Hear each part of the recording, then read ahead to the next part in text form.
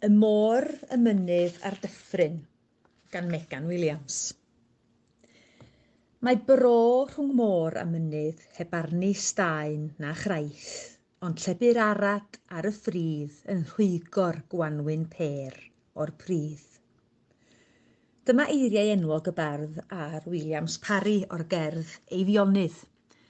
Mae'n cwmpasu ei hoffter ef o fyd natur mewn ardal arbennig yng ngogledd orllewin Cymru.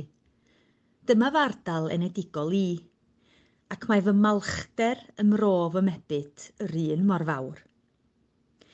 Fe magwyd ym mhentref Chwilog yn Eifionydd, sy'n llythrennol rhwng môr a mynydd, wrth droed mynyddoedd Eryri a Meirionnydd, ac ar lannau rhai o draethau hyfrytaf bai Ceredigion. Yn ddiarwybod, roedd dylanwad a cymwybyddiaeth o'r tywydd, yr hinsawdd a byd natur wedi gwreiddio nof ers yn ifanc. Roedd byw mewn ardal oedd yn agored i dywydd o'r môr yn anwadal a'r elfennau a'r amgylchedd yn newid yn gyson o dywydd teg i stormydd hegar. Y mynyddoedd yn sefyll yn osgeiddig a chlir ar ddyddiau braf, ond droeon eraill yn taflu clogin llwyd dros wyrddni'r tir. Roedd fy nhad yn filfeddyg ac yn crwydro ffermydd Llŷn ac Eifionydd ben Baladr. Y tywydd yn cael dylanwad mawr ar ei swydd yn gwasanaethu'r byd amaeth. Roedd ymdroelli ar hyd lonydd gwledig i ffermydd unig ym Mherfeddion cefn gwlad yn anodd ar ddyddiau o dywydd tymhestlog, a cholledion yr anifeiliaid yn amlycach pan fyddai'r gaeaf yn gafael. Tra yn yr ysgol yn Chwilog, roedd dysgu am fyd natur a theithiau cerdded o gwmpas ein milltir sgwâr yn rhan ganolog o'r addysg. Fe'n dysgwyd hefyd i ymfalchio y meirdd ac emynwyr yr ardal, a natur yn thema amlwg yng nghyfansoddiadau rhai fel Cynan ac Eifion Wyn. Adref ar yr eilwyd, roedd trafod a chadw llygaid craff ar y tywydd yn bwysig wrth baratoi mordeithiau ar ein cwch bysgota o harbwr Pwllheli. Yn ein cynefin, roedd fy mrawd a minnau yn teimlo'n saff ar hyd wrth grwydro'r tirwedd agored. Roedd ardal Chwilog yn llawn bywyd. 2 siop, cigydd tafarn, 1000 feddygfa, gofaint a saer amaethyddol. Calon y pentref oedd y 2 gapel, yr ysgol a'r neuadd goffa. Roedd yr urdd a'r clybiau ffermwyr ifanc yn rhan bwysig o'r ardal wledig hon. Does dim syndod felly bod Cymreictod, diwylliant a gwerthoedd cefn gwlad Cymru yn rhedag yn ein gweithiennau. Bellach wedi priodi, rydym wedi ymgartrefu yn Dyffryn Tywi ar ardal hon, sy'n cyfleidio'r un gwerthoedd. Mae'r dyffryn yn gynnyfas o dir amaethyddol cyfoethog, a'r afon tywi fel edafedd yn gwair cymunedau at ei gilydd.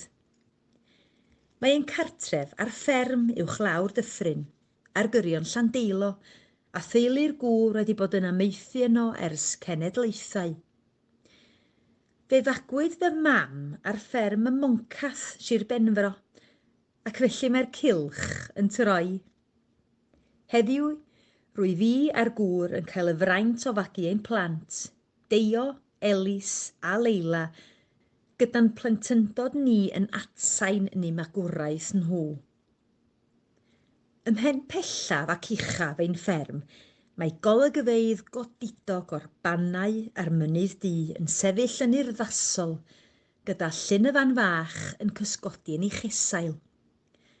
Mae parc Abermarlais a phentref Llangadog islaw a chymuned fechan Llansadwrn gerllaw, ble mae gwreiddiau teulu'r gŵr yn ddofn yn seiliau'r tir. Yn y llecyn hwn, mae cyfle i arafu a llonyddu a'r cymylau tywyll trwm sy'n herio'r byd amaeth ar hyn o bryd yn cilio am gyfnod. Yma, rydym ni fel teulu yn cael y fraint o eistedd yn y sedd flaen i brofi cylchrediad bywyd a natur. Yr wyn bach yn cael ei geni, prancio yn yr heilwen a thyfu'n gryf. Y blodau ar dail yn deffro ac yna yn crebachu yn ei tro. Yr arad yn rhwygo'r tir, yr had yn egino, y cnwd yn tyfu ac yna'r cynaeafu. Yr hod amaethyddol yn troi. Tan yn ddiweddar, dwi wedi bod yn gyflwynydd tywydd ar S4C. Swydd ddifyr ac amrywiol gyda'r stori dywydd yn newid yn ddyddiol. Bellach, mae newid hinsawdd yn chwarae rhan fwy blaenllaw yn y straeon hynny. Mae cofnodion y tymheredd yn cael eu chwalu, yr hafau yn boethach a'r gaeafau yn wlypach a mwynach. Mae'r newid yn y tywydd yn chwarae triciau a byd natur, can ddyrsu'r blaguro a does dim ffiniau pendant i'r tymhorau sy'n plethu'n fler. Yn ystod y ddegawd ddiwethaf, mae pob blwyddyn wedi bod yn gynhesach na'r flaenorol. 2023 oedd y flwyddyn gynhesaf ar gofnod, ac mae'r rhagolygon cynnar yn tybio y bydd eleni hyd yn oed yn gynhesach. Y stormydd a'r glaw di-dor wedi boddi'r tir a caflonyddu cwrs yr afonydd yn ystod y gaeaf a fu. Rydym yn awr yn cael ein hysgogi yn fwy nac erioed i gyfyngu ar y cynnydd mewn tymheredd byd eang i 1.5 gradd. I geisio arafu newid hinsawdd a thywydd eithafol. Achlysurol yw'r teithio i'r stiwdio dywydd yng Nghaerdydd erbyn hyn.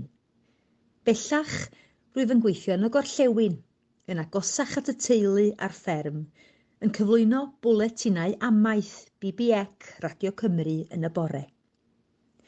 Yn ddiweddar, cefais y pleser o gyflwyno fy eitem gyntaf ar raglen ffermio S4C. Y testun oedd effaith newid hinsawdd ar amaethyddiaeth. Mae'n fraint i ddarlledu ar ein gwasanaethau cenedlaethol, ond hyd yn oed yn fwy o fraint i blethu y diddordeb, y fagwraeth a'r bywyd amaethyddol gyda'r yrfa honno. Mae'r tywydd, hinsawdd a byd natur yn rhan o fywyd ac yn ddylanwad ar ein ffordd o fyw. A'r môr, y mynydd a'r dyffryn, Eifionydd a dyffryn tywi yn rhan ganolog o'r cyfan.